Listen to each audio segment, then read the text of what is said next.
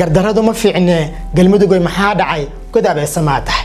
gunta aan wax garanayo dadka dumarka gowraca soo gabaad uma noqon dadka saas midida ugu gala gabadheeda arxan darrada u dilay silca u dilay assalaamu calaykum waraxmatullaahi ta'ala wabarakaatuh qayaarta qmaan qaahiga mudul meel kastoo togtaan si kastoo maqalkii soo gaaray walaakin shaar sheekay dabcan caaw halkan soo fadhiisina ka hadlo dhacdo murugadeeda xambaarsan dhacdo qof walba markuu maqlo oo dabcan dhabanada qabsanayo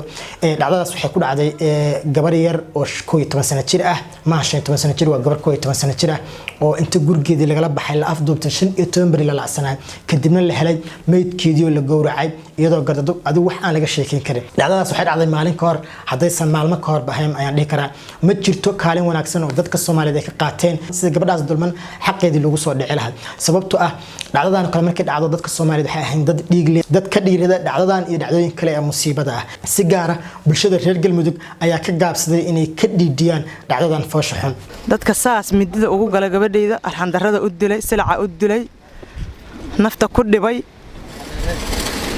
waxaan daawaday muuqaal qof kasta oo Soomaaliya markuu daawado ay ilin ka soo fakanayso sababtoo ah waa hooyo Soomaaliyeed oo taagan halkii gabadheeda lagu dilay hadda waa hooyo Soomaaliyeed oo taagan halkii gabadheeda lagu dilay iyadoo oo ciili calool xumo ka muuqato ay bulshada reer galmudug madax iyo shacab ka codsatay in cadaalad la hor keeno dadkii sida foosho xun u dilay una gowracay gabadheeda ma aragtay waa in cadaalada waa in la soo hortaaga laakiin ani ahaan waxa ay muuqata in hooyadaas masaakiinta ah aan codsigeedii waxba laga soo qaadin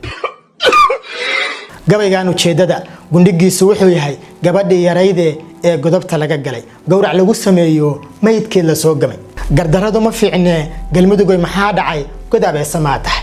gunta aan wax garanayo dadka dumarka gowraca soo gabaad uma noqon giirlaawayaashii magacaaga gaasiray gardaduub ma loo xiray garka xukun ma loo suray mise waad ka gaabiday gacmaha ka xirato gaajo guri og baa tahay godintii wax goysiyo daabkii gabadha la dhacay geedku ka baxayo laga soo guraatay